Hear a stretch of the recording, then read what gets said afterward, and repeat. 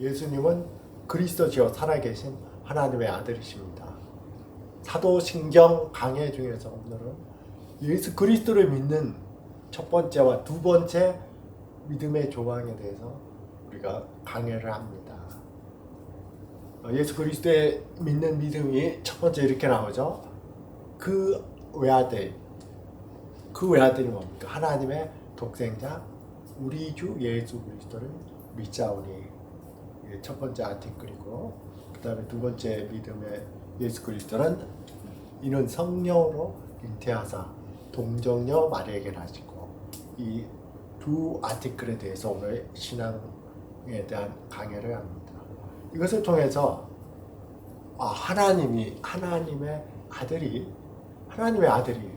이 땅에 와서 십자가를 지셔야 할 정도로 하나님과 인간이 분리되었던 이 죄가 절대적으로 심각하다 하는 것을 오늘 우리는 보게 될 것입니다. 그리고 그 안에서 구원을 받을 수 있는 유일한 길은 그리스도 안에 들어가는 것, 그리스도와의 연합, 그리스도와 함께하는 것, 그 속에서 우리가 복을 받았다는 것. 결론적으로 하늘의 보좌를 버리시고 우리를 위해서 이 땅에 오셔서 멸시와 천대를 받으시면서도 십자가를 지셨다. 그리고 지금은 그 은혜를 우리에게 베풀어 주시는 살아계신 예수 그리스도, 우리가 그분을 사랑합시다 하는 그런 결론으로 오늘 설교가 진행됩니다. 첫 번째 우리가 이렇게 믿죠. 내가 하나님의 독생자 우리 주 예수 그리스도를 믿습니다. 이렇게 고백을 합니다. 이 말씀은 설교할 때 제가 베드로의 신앙 고백과 똑같습니다. 화면에 있는 것처럼 주는 그리스도시요 살아계신 하나님의 아들이십니다. 원본에서는 주는 이게 주님이 아니고 당신입니다. 너희는 나를 누구라 하느냐 예수님 물었죠. 시몬 베드로. 당신은 예수님은 살아 그리스도십니다. 이것을 줄여서 우리는 늘 말하는 게 예수 그리스도 그렇죠. 그것은 신앙 고백입니다. 당신은 예수님은 나의 그리스도십니다. 나의 구세주이십니다. 구약에서 약속됐던 바로 그 메시아이십니다.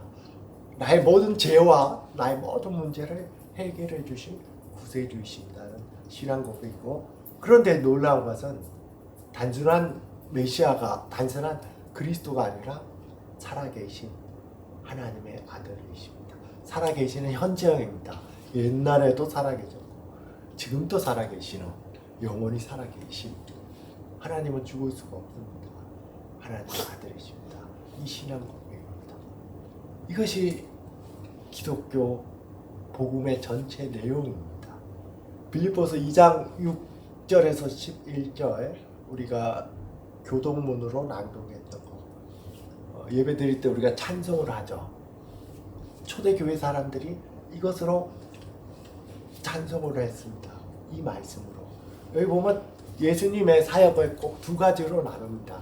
이 지상에 오셨을 때 사역, 그래서 스스로 겸손해서 하셨던 사역에서 비하의 사역이라고 하고, 또 부활하셔서 지금 하고 계시는 사역, 이것은 높이 올라갔다. 영어 이제 한자로 승기라 합니다. 승기에서의 사역. 과거의 지상에서의 사역과 현재의 사역. 현재의 사역이 그리스도는 살아계십니다. 살아계신 하나님의 아들이기 때문입니다. 빌립보서 2장 61절에서 그리스도는 근본 하나님의 본체시나 하나님과 동등됨을 취할 것으로 여기지 않으시고. 이것이 얼마나 은혜가 됩니까? 우리는 조금만 뭔가 다른 사람하고 높고 지고 뭘 더 가지고 있으면 자랑하고 그것으로 다른 사람과 나를 구별합니다. 그러나 그것과는 비교가 안 되는 창조자 하나님 그 자체가 되시는 하나님이 스스로 동등됨을 취할 것으로 여기지 않으시고 오히려 자기를 비워 스스로를 낮춰 종의 형체를 가지사 사람들과 같이 우리가 똑같이 되셨습니다. 누구든 왕자가 거지 흉내를 며칠을 낼 수 있고 몇 년을 낼 수 있지만 아예 거지와 같이 평생을 살 사람은 없습니다. 그러나 하나님이 우리와 같이 되셨습니다. 사람의 모양으로 나타나서 자기를 낮추시고 심지어는 자기가 창조한 인간들에게 죽음을 당하고 멸시를 당하고 조롱을 당하는 데까지 복종하셨으니 곧 십자가에 죽으십니다. 이것이 그리스도께서 이 땅에 오셔서 십자가에서 죽은 때까지의 사역입니다. 그리고 그 이후에 지금 현재의 사역은 이렇게 진행됩니다. 이러므로 하나님이 그를 지극히 높여 모든 이름 위에 뛰어난 이름을 주사 하늘에 있는 자들과 땅에 있는 자들과 땅 아래에 있는 자들, 땅 아래에 있는 자들은 이미 죽은 자들을 말합니다. 이게 히브리인들의 세계관입니다. 사람이 죽으면 땅 밑에 지하 세계로 간다고 생각했습니다. 죽었던 모든 사람들이 모든 무릎을 예수의 이름에 꿇게 하시고 모든 입으로 예수 그리스도를 주라, 주 나의 하나님, 주님 하나님으로 칭하여 하나님 아버지께 영광을 돌리게 하잖아요. 이 찬송을 예배 때 초대교회가 우리가 교동문하듯이 드렸습니다. 디모데전서 2장 3장 16절도 밑에 시처럼 표현된 것도 예배 때 드렸던 찬송의 한 부분입니다. 그도다 경건의 비밀이여 그렇지 않다는 이 없도다. 그리스도는 육신으로 나타나 되시고 성령으로 잉태해서 동정녀는 그때 처녀라는 의미입니다. 처녀 마리아에게 나시고 영으로 의롭다 하심을 받으시고 성령으로 의롭다 하심을 받으셨습니다. 부활하심으로 해서 천사들에게 보이시고 천사들이 언제 보이셨습니까? 부활했을 때 무덤에 두 천사가 있었죠. 천사들에게 보이시고 그리고 부활하신 예수님이 만국에 전파되시고 세상에서 믿음 바 되시고 부활하셔서 제자들에게 가르쳐 주셨습니다. 부활하시는 영광 가운데 올리시셨습니다. 승천하셨죠. 이것은 예수님에 대한 신앙 고백으로 찬양했고 예수 그리스도를 믿는 믿음이 예수 그리스도 그분이 누구신지에 대한 믿음이 그리고 그가 하셨던 지상에서의 사역, 현재에서의 사역 이것을 노래하고 신앙의 중심으로 삼았습니다. 그러면 문제가 생기죠. 유대인들은 유일하신 한 하나님만 믿습니다. 나 외에는 다른 신을 섬기지 말라. 십계명에도 나옵니다. 그러면은 하나님은 한 분이신데 예수 그리스도 하나님이면 하나님 아들과 하나님은 어떤 거야 하고 문제가 나오죠. 그래서 성경에는 없는 말이지만 삼위일체에 대한 신앙으로 우리의 기독교 신앙이 발전했습니다. 예수님은 참 하나님이시오 참 인간이십니다. 이 신앙 고백은 다른 말로 하면은 삼위 하나님이 계십니다. 한 하나님이지만 서로 구별되는 성부와 성자와 성령님이 계십니다. 이것이 기독교 신앙의 심장의 박동과 같습니다. 이 신앙 고백. 이 신앙과 함께 기독교는 살아있고 이 신앙이 없는 곳에 기독교는 없습니다. 다음 장 넘겨보십시오. 베이직 신앙 고백서. 베이직은 벨기에를 말합니다. 벨기에가 네덜란드하고 함께 있었다가 분리됐죠. 성부는 그 능력으로 인해서 창조주시며 성자 예수 그리스도는 그 피로 인해서 우리의 구속자 구속주이시며 성령은 우리 안에 거하심으로 우리를 거룩하게 하신다. 우리는 성자 예수 그리스도에 의해서 구속을 받았고 우리의 죄값이 치러졌고 성령을 통해서 성부와 성자 두 분의 교제 가운데 하나님의 자녀임을 압니다. 이 삼위 하나님의 이름 안에서 우리는 마음의 안식과 양심의 평안을 발견합니다. 다른 우리 예배를 드리는 모든 분들이 마지막 신앙 고백이 자신의 삶 속에 더욱 깊이 넘치기를 바랍니다. 다른 어느 곳에서도 마음의 안식은 쉬는 겁니다. 여러분 얼마나 쉬고 싶습니까? 정신적으로도 영적으로 육체적으로 얼마나 쉬고 싶습니까?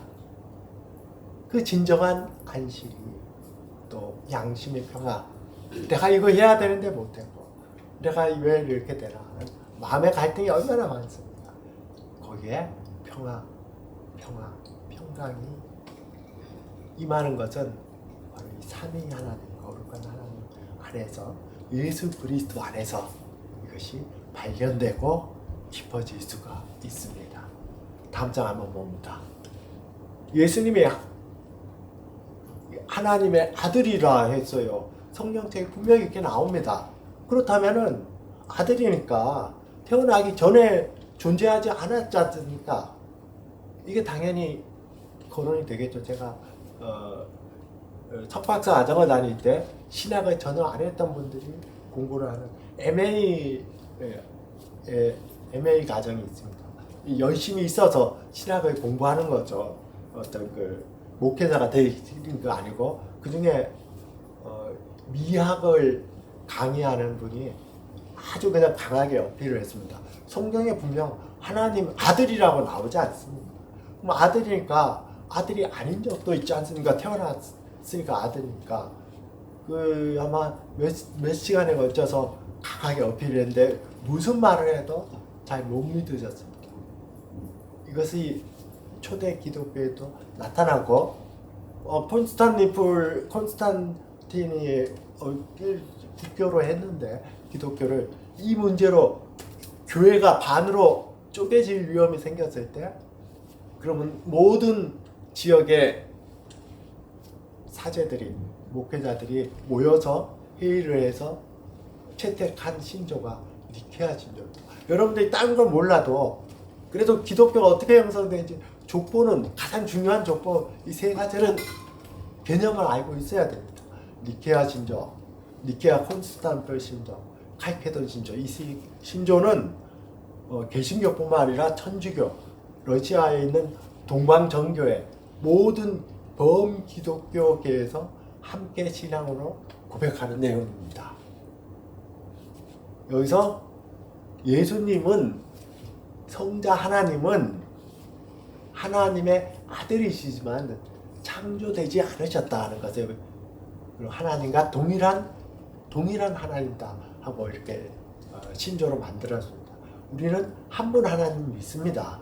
하나님은 한 분입니다. 전능하신 성부는 성부 하나님 하나님은 보이는 것과 보이지 않는 것을 만드신 분입니다. 우리 사도신경에서 천지를 만드신 하나님 아버지를 믿사오며 성부 하나님 신앙 고백을 하셨죠. 그리고 한 주님, 우리 주 예수 그리스도, 이 주님이신 예수 그리스도는 만들어지지 않았고 태어나신 분으로. 이게 이상하죠. 태어났다면 없었는데 태어났는데 이 태어났다는 것을 밑에처럼 우리가 출생했다는 보온이라는 말을 안 쓰고 이 사람들이 새로운 용어로 generate 발생했는데 이것은 영원히 태어나는 겁니다. 다른 말로 하면 성부 하나님과 성자 하나님은 어느 순간에 성자 하나님이 태어난 게 아니라 영원히 태어난다는 겁니다. 항상 그와 같이 존재하십니다. 한 하나님인데 존재하는 방식이 우리 인간이 쓰는 용어로 사용했던 것밖에 없지 영원부터 영원까지 항상 함께 존재하시는 하나님과 똑같고 성부와 동일한 본소입니다. 그리고 끝에 성령을 믿나이다 이렇게 해서 일단 전체 교회가 합의를 했습니다. 그런데 문제는 또 그러면 성령도 하나님인가?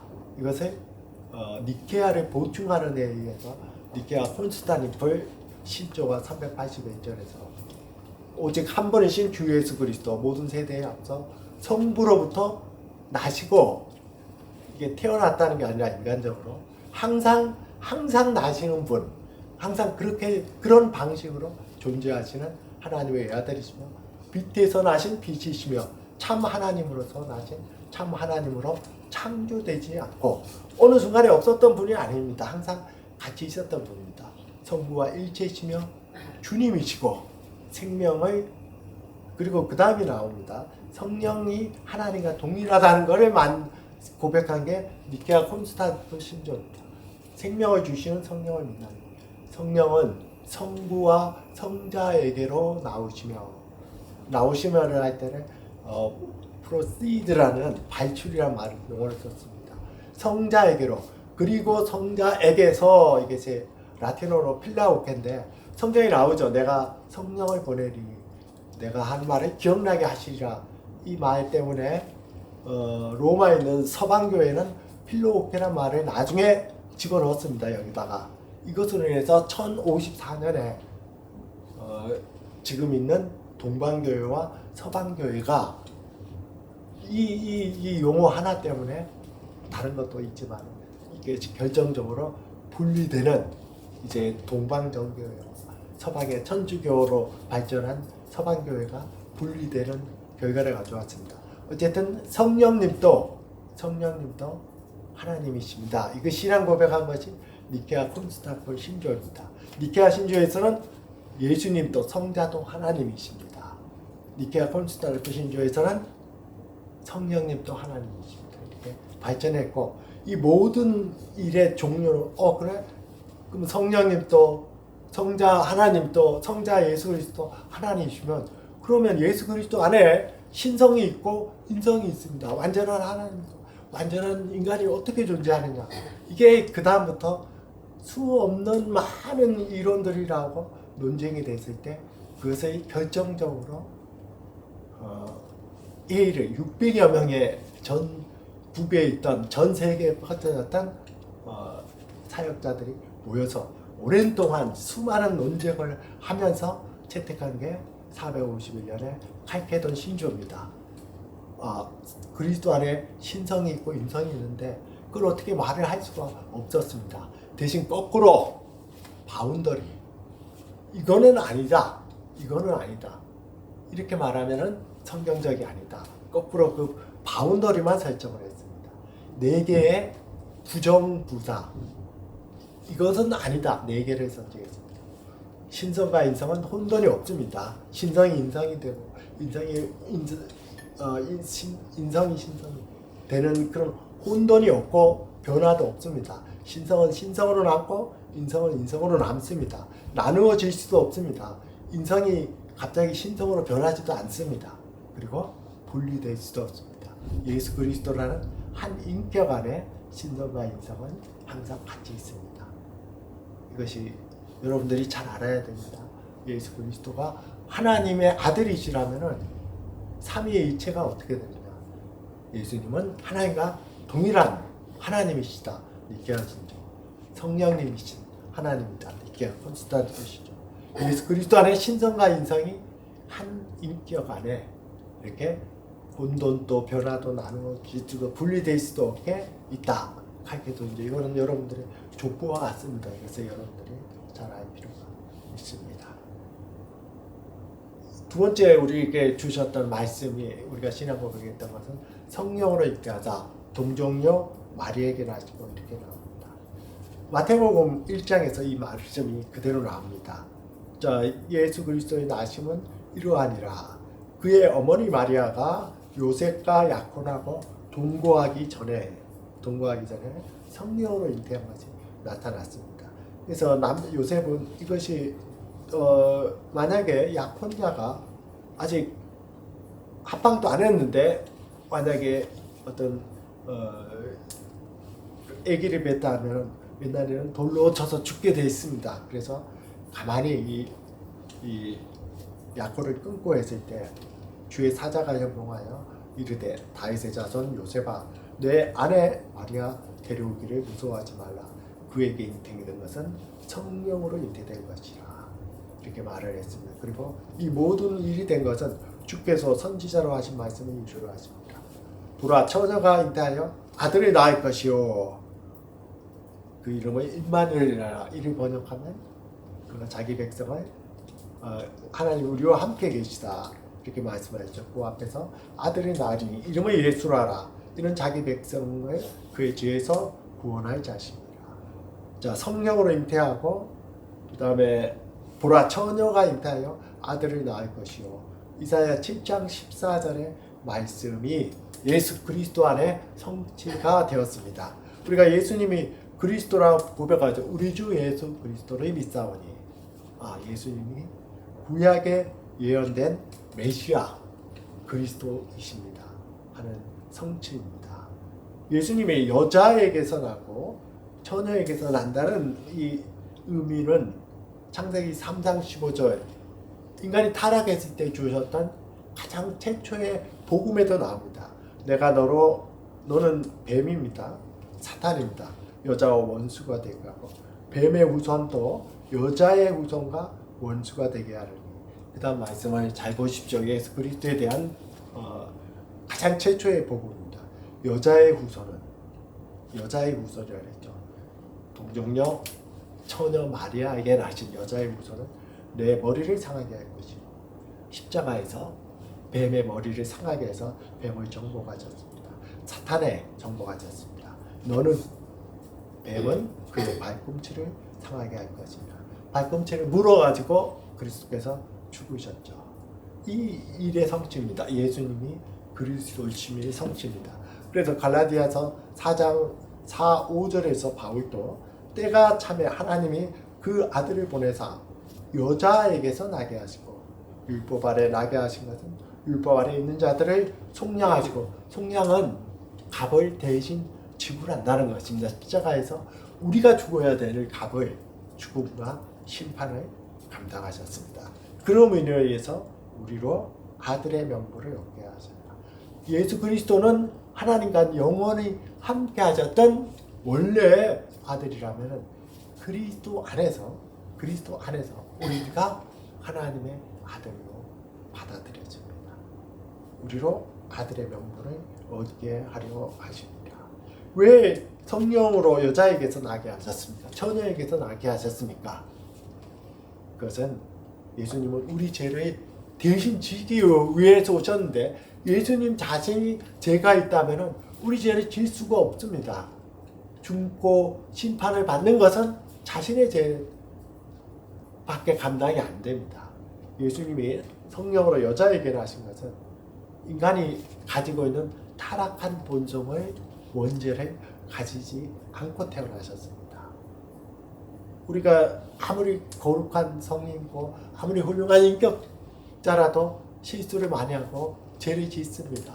우리 마음을 아무리 잘 다스려도 이 본성 속에 남 잘 되는 거 질투하고 싫어하고 미워하고 분노하고 투쟁하고 이런 어떤 타락한 본성이 깊숙한 곳에 언제든지 기회만 되면 솟아납니다. 그런데 성경 전체를 통해서 예수님은 죄를 지을까 말까 이런 양심의 갈등을 한 적이 한 번도 없습니다. 오히려 예수님께서는 요한복음 8장 46절 너희 중에 누가 나를 죄로 책잡겠느냐? 누가 나를 죄로 책잡겠냐? 내가 죄가 있는 걸 너희가 한번 말해봐라. 이렇게 말할 수 있는 사람이 누가 있겠습니까? 예수님이 이렇게 말씀하셨습니다. 히브리서 4장 15절에서 우리에게 있는 대제사장은 우리 연약함을 동정하지 못하시리가 아니요. 동정은 같이 마음을 같이 한다는 의미입니다. 모든 일에 우리와 같이 시험을 받은 이유되 죄는 없으시니라. 예수님께서 죄가 없이 오셔서 동정녀 마리아에게 나신 것은 마태복음 1장 18절에 나온 것처럼 예수라 하라 이런 거예요. 이런 그가 자기 백성을 그들의 죄에서 구원할 자입니다. 예수 이 헬라어 신약 성경 예수를 그대로 읽으면 예수스입니다. 이것이 히브리어 구약 성경에서는 무엇으로 나타나냐면 여러분들이 잘 아는 여호수아입니다. 여호수아를 줄여서 예수아라고도 그럽니다. 그 뜻은 여호와는 구원하십니다. 또는 여호와는 구원자이십니다. 자, 여호수아 이 이름이 물론 이스라엘에게 많이 쓰였지만 예수님에게는 고유한 의미로 원래의 의미로 쓰였습니다. 여호와가 구원이신다. 이것이 예수의 이름인데 바로 그들의 죄에서 백성을 그들의 죄에서 구원할 자십니다. 그것을 어떻게 이루어 주십니까? 임마누엘 우리와 함께 하시는 인에서 이것을 이루어 주십니다. 로마서 8장 1절에서 4절 말씀에서 우리는 은혜를 받습니다. 항상 이 말씀을 묵상할 때부터 3, 4절을 먼저 보면은 우리가 율법을 다 지킴으로 인해서, 말씀을 다 지킴으로 인해서 죽음을 면하고 영생에 이를 수 있지만 그것을 할 수 있는 사람은 아무도 없습니다. 그래서 로마서 8장 3절에서 율법이 육심으로 말미암아 연약하여서 할 수 없는 그것을, 율법을 양심의 가책을 안 느끼는 사람, 양심이 안 느끼도록 모든 것을 다 지킬 수 있는 게 우리가 타락한 육신으로 할 수 없는 그것을 하나님은 하시나니 어떻게 하시냐? 곧 죄로 말미암아 인간의 죄 때문에 영원하신 아들, 자기 아들의 죄 있는 육신의 모양, 우리와 똑같은 모양으로 보내서 육신의 죄를 정하사 예수 그리스도의 육신에 우리의 죄를 정했습니다. 그쪽으로 옮기셨습니다. 그리스도의 십자가는 나와 여러분들의 죄를 실제적으로 죄를 옮기셨으니까요. 실제적으로 대신 지시고 죽고 심판을 받는 바로 그러한 장면이었고 그러한 환경이었습니다. 그래서 뭐라고 말하냐면 육신을 따르지 않고 그 영을 따르는 우리에게 율법의 요구가 이루어지게 하려니까. 율법의 요구. 너희가 정령 죽으리라. 양심이 여러분들에게 증거하죠. 너 그렇게 살면 안 돼 하고 율법을 다 지켜야만 우리가 죽지 않고 영원한 생명을 얻을 수 있는 이 요구가 예수 그리스도 안에서 우리의 죄가 우리의 과거와 현재와 미래의 죄까지도 감당해 주셨기 때문에 우리가 이제 율법의 요구에서 해방이 됩니다. 그래서 이 위대한 로마서 8장 1, 2절에서 이렇게 외칩니다.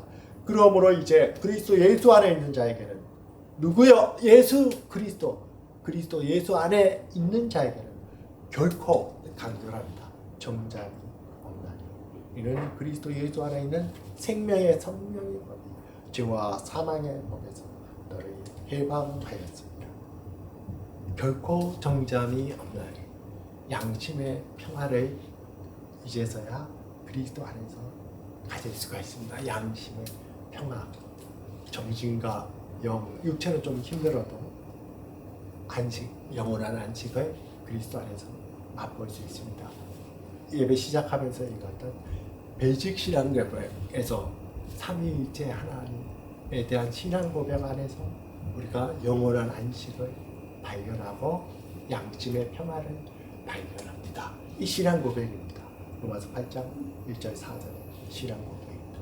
이 삼위 하나님의 이름 안에서 우리는 마음의 안식과 양심의 평화를 발견합니다. 왜 그렇습니까? 우리의 구원이 우리에게 있다면 우리는 죽는 날까지 내가 구원을 받았는지 안 받았는지 안절부절할 수밖에 없습니다. 내가 오늘까지 수십 년 동안 거룩한 삶을 살았는데 오늘 내일 어떤 유혹에 넘어갈지 누가 안 넘어간다고 누가 장담할 수 있습니까? 그럼 우리의 구원의 근거가 어디에 있다고요? 죄를 그리스도 안에서 정했습니다. 예수 그리스도는 단순한 그리스도가 아닙니다. 하나님의 영원한 아들입니다. 그렇기 때문에 그의 피값은 예수님 당시나 예수님 이전이나 예수님 이후에도 영원한 능력이 됩니다. 단번에 드린 제사가 영원한 능력이 됩니다. 신성이 함께 하셨던 것이기 때문에 시간과 공간을 초월합니다. 그래서 삼위 하나님 이름 안에서 우리는 마음의 안식과 양심의 평화를 발견한다. 여러분들 얼마나 찾고 싶은가? 마음의 안식을 얼마나 찾고 싶어 합니까? 모든 사람이 얼마나 찾고 싶어 합니까? 양심의 평화를 갈등하지 않고 자괴심도 안 느끼고 자만심도 안 느끼고 양심의 평화를 얼마나 찾습니까? 딴 데서 찾을 수가 없습니다. 그리스도 안에서 찾을 수 있습니다. 고린도후서 5장 10절처럼 그런즉 누구든지 그리스도 안에 있으면 새로운 피조물이요 이전 것은 지나갔으니 보라 새 것이 되었도다. 그리스도 안에 있으면 새로운 피조물이 돼서 마음의 안식과 양심의 평화를 누릴 수가 있습니다. 우리의 모든 축복은 예수 그리스도가 성취하셨죠. 그리스도 안에 그 안에 그리스도 안에 지혜와 지식의 모든 보화가 감춰져 있느니라. 고린도서 2장 3절의 말씀과 같습니다. 딴 데서 여러분들이 안식을 못 찾습니다. 양심의 평화를 못 찾습니다. 다른 철학과 다른 이념과 다른 어떤 것을 추구해도 잠시의 만족은 있어도 마음의 안식과 양심의 평화를 찾을 수가 없습니다. 영원하지만 변하지 않으시고 썩지 않으시고 홀로 하나이신 예수 그리스도 그 안에서만 찾을 수 있습니다. 우리의 모든 복은 그리스도 안에서 주어집니다. 그리스도 안에서만 주어집니다. 에베소서 1장 3절에서 5절에서 찬송합니다. 찬송하리로다. 하나님 곧 우리 주 예수 그리스도의 아버지께서, 하나님을 믿어야 되지만 예수 그리스도의 아버지가 참 하나님이십니다. 그리스도가 증거한 신분이 나머지는 다 헛것이고 상상이고 비슷하게 지어라 할 수 있지만 참 하나님은 그리스도가 증거하신 예수 그리스도의 아버지께서 우리에게 모든 신령한 복을 우리에게 주셨는데, 하늘의 독한 어디서 주셨냐면 예수 그리스도의 아버지께서 그리스도 안에서, 어디서요? 그리스도 안에서 하늘에 속한 모든 신령한 복을 우리에게 주시되, 우리가 믿음이 생긴 것은 우리가 결단하고 믿었지만은 하나님의 은혜입니다. 4절에 곧 창세 전에, 천지를 창조하시기 전에 그리스도 안에서, 또 그리스도 안에서 나오죠. 우리를 택하사 우리로 살아나서 그 앞에 거룩하고 흠이 없게 하시려고 그 기쁘신 대로 우리를 예정하사 예수 그리스도로 말미암아, 안에서 말미암아 똑같습니다. 그리스도로 말미암아 자기의 아들들이 되게 하셨습니다. 자기의 아들들이 되게 하셨습니다.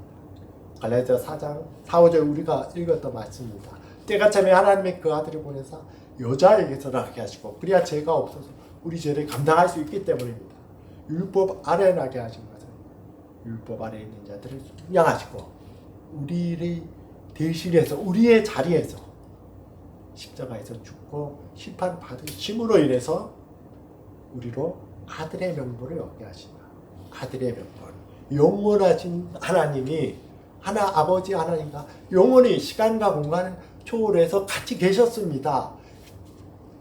아버지 하나님의 원래의 독생자이며 영원한 하나님이신데 존재하는 방식이 그렇게 존재하십니다.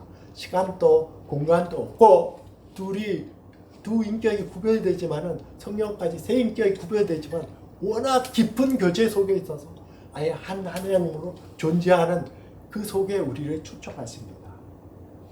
그 깊은 죄에서 우리를 예정하사 그리스도로 말미암아 그리스도 안에서 자기의 아들들이 되게 하셨으니, 이제는 우리도 그 교제 안에 우리가 하나님이 된다는 것이 아닙니다. 그 교제 안에 우리의 인격이 뚜렷하게, 개성이, 각 개인의 인격이 그대로 있으면서 이제는 그리스도 안에서 하나님의 아들이 되게 하십니다.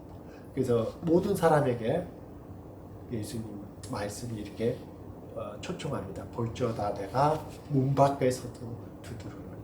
여러분의 마음의 문입니다. 누구든지 내 음성을 듣고 문을 열면 내가 그에게로 들어가 그로 더불어 먹고 그는 나로 더불어 먹으리라. 예수님이 이 땅에 오신 것은 임마누엘, 그가 우리와, 하나님이 우리와 함께 하시는 것이죠. 하나님은 시간과 공간의 초월해서 항상 있는데 그 속에 우리로 아들들이 되게 해서 우리로 먹고 마시는 대로 같이 초청합니다. 누구든지 문을 열면 내가 그로 더불어 먹고 그는 나로 더불어 먹으리라.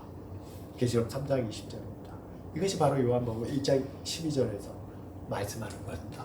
예수 그리스도를 영접하는 자, 그 이름은 그 인격이죠. 예수님이 하나님의 독생자, 하나님의 살아계신 아들이시고 예수님은 그리스도이십니다. 이 인격을 믿는 자들에게 하나님의 자녀가 되는 권세를 주셨습니다. 로마서 8장에서도 무릇 하나님의 영으로 인도함을 받는 사람은 하나님의 아들이라. 너희가 다시 무소하는 종의 영을 받지 않고 양자의 영, 양자가 되는 성령을 받았으니 우리가 아빠 아버지라 부르짖으리라. 만일 너희 속에 하나님의 영이 거하시면 너희가 육신에 있지 아니하고 영에 있나니 누구든지 그리스도의 영이 없으면 그리스도의 사람이 아니라 이렇게 우리에게 은혜를 주고 있습니다. 그래서 우리는 놀라운 것을 발견합니다. 하나님의 아들이 영원하신 하나님이 왜 십자가를 지셨습니까? 그 정도로 인간이 가진 죄는 절망적이기 때문입니다. 바로 그것을 통해서만 인간이 구원이 가능할 정도로 죄는 심각합니다.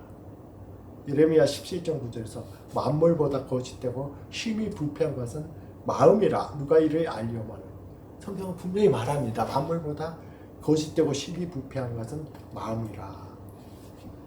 인간의 역사, 인간 개인 혼자 가정 다 보십시오. 위대한 희생과 사랑과 헌신, 용기 이것을 때문에 많은 사람들이 감격합니다. 위대한 인물들이 위대한 희생을 통해서 헌신을 통해서 이 지구가 멸망하지 않도록 역사를 주관해줬습니다. 그러나 힘이 세져질 때, 부유해졌을 때 다 성적인 타락, 또 다른 나라 침범하고 다른 사람, 다른 나라 억압하고 자랑하고 싸우고 전쟁하고 강압으로 다스리려 하고, 아마 사람이 가지는 쾌락 중에 다른 사람을 다스리고 억압할 때 이 타락한 본성에서 나오는 이 쾌감이 대단히 큰 것 같습니다. 삼국지의 조조가 인간이 할 수 있는 최고의 사업은 정치다 하는 말입니다. 권력에 한번 취하면 누구나 많은 대우를 받는 국회의원 그거 한번 하라고 그렇게 막 안달하지 않습니까? 아마 다른 사람을 통제하고 이런 것이 아마 어떤 그 타락한 인간 본성의 여러 가지를 아주 최고로 만족해 주는 것 하나인 것 같습니다. 힘세면 딴 나라 침범합니다. 지금 전쟁이 일어나지 않습니까? 평화가 좀 지속돼서 부유하면은 서로 나눠 갖는 것이 아니라 다른 나라 침범해서 억압합니다. 그게 우리 인류의 역사였습니다. 우리나라의 12세기에 송나라 주자가 만든 주자학이 우리나라에 들어온 유학, 우리나라 조선시대를 지배했던 유학입니다. 공자의 유학이 원래 유학이라면 이것은 신유학이라고 부릅니다. 대표적으로 여러분들이 고등학교, 중고등학교 때 배웠지만 성선설에 근거합니다. 인간은 태어나면부터 선하게 태어났다. 그래서 선한 것을 찾고 찾아서 인격 개발을 하면 된다 하는 것이 이제는 그 어떤 형이상학적인 어떤 그런 체계까지 만든 게 우리나라에서 우리 조선 시대를 지배했던 주자학입니다. 그 결과는 어떻습니까? 당파 싸움은 국가와 국민보다 우선돼서 자기가 속한 그룹이 살아나는 게 최고의 가치가 되고, 모든 것은 지배층의 지배 원리로 기속됐습니다. 이론이 나쁜 게 아니라 사람의 마음속에서 그것을 이용해서 자기 유익을 추구하기 때문에 그렇습니다. 요즘 또 세상의 문화는 우리 인간의 인격을 개발하고 교육을 통해서 이 땅의 유토피아를, 정말 최고의 나라를 건설하겠다고 할 수 있다고 하는 게 이 세상의 지금 현재 문화의 모든 트렌드이고 모든 가치입니다. 그러나 성경은 반대로 말합니다. 너희가 거듭나지 않으면, 교육이 아니라 너희 마음속 깊은 곳에서 새로운 피조물로 거듭나지 않으면 하나님의 나라에 들어갈 수 없는 것처럼 마음이 변해야 됩니다. 가장 깊은 곳에서 마음이 변화돼서 거기서 성장되기 전에는 이 땅에 참된 평화가 이루어질 수가 없습니다. 창세기에서 선악과를 먹었을 때 이제 뱀이 유혹할 때, 자 너희가 그것을 먹는 날에는 창세기 3장 5절에서 눈이 밝아져 하나님과 같이 되어 선악을 알 줄을 하나님이 아심이라 하고 얘기를 했죠. 여기서의 선악을 알게 된다는 것은 이전에 몰랐던 선악을 이제는 그걸 깨닫는 지혜를 알았다는 의미가 아닙니다.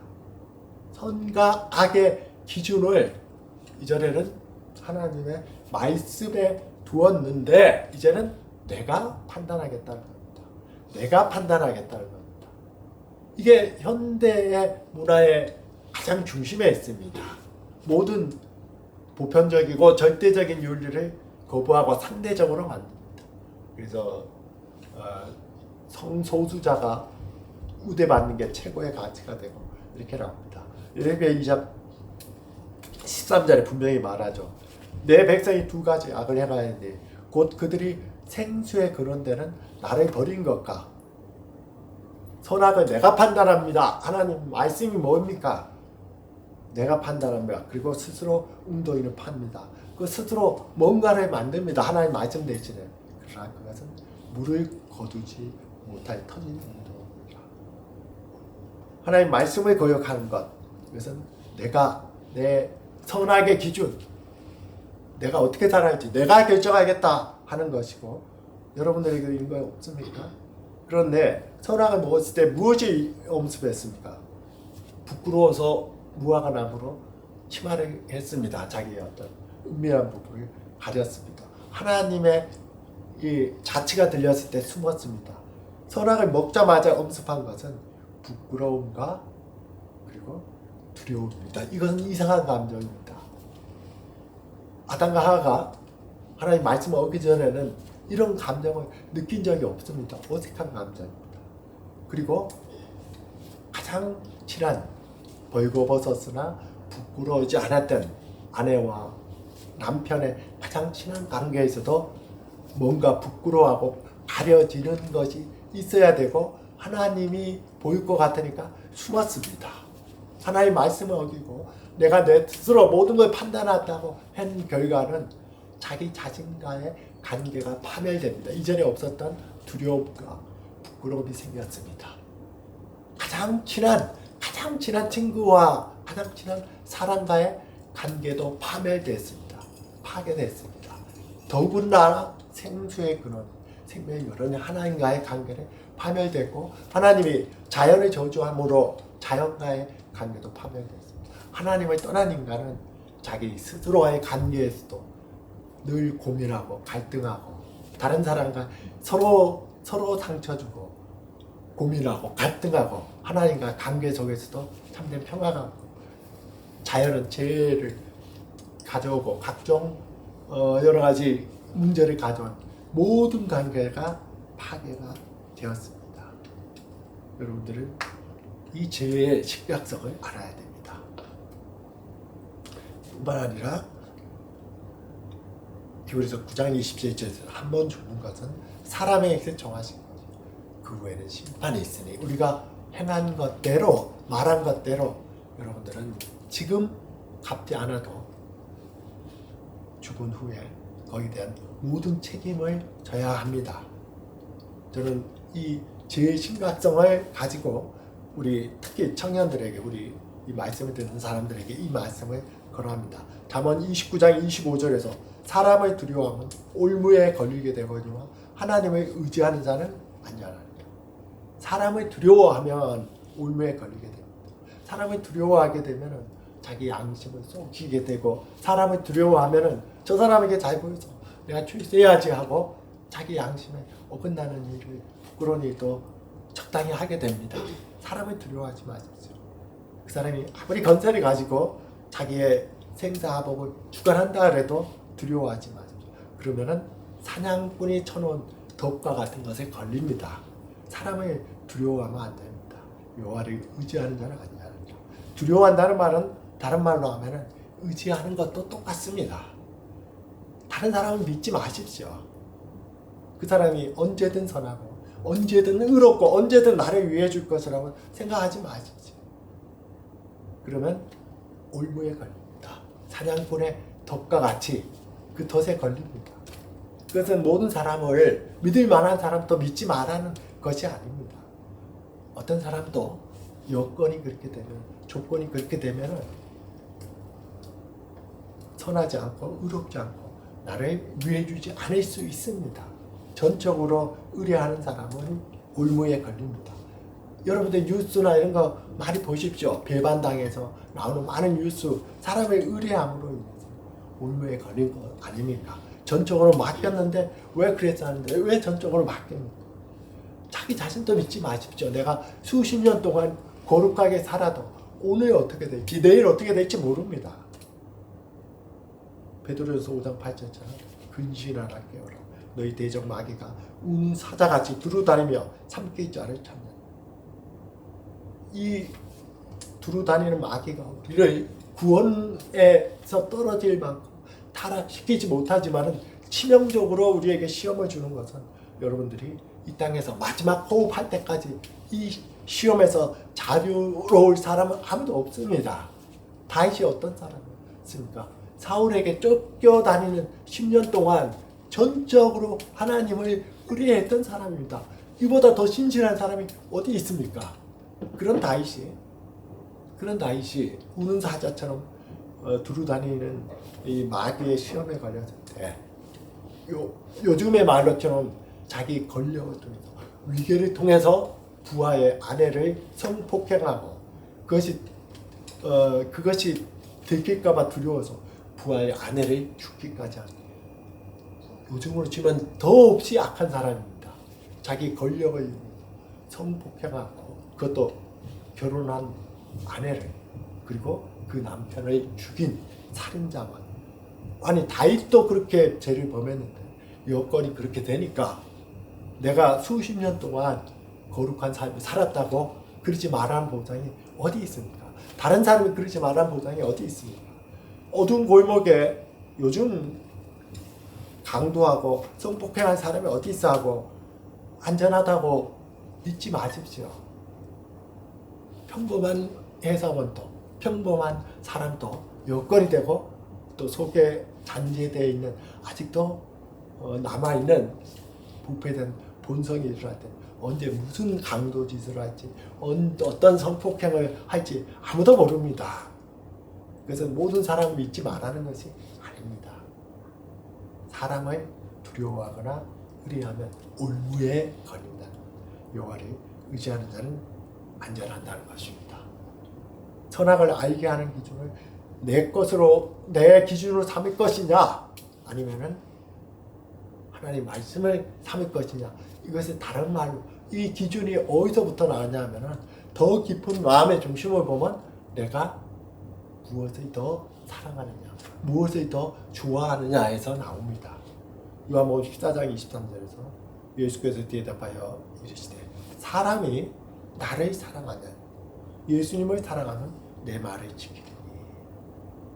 이 말이 나옵니다.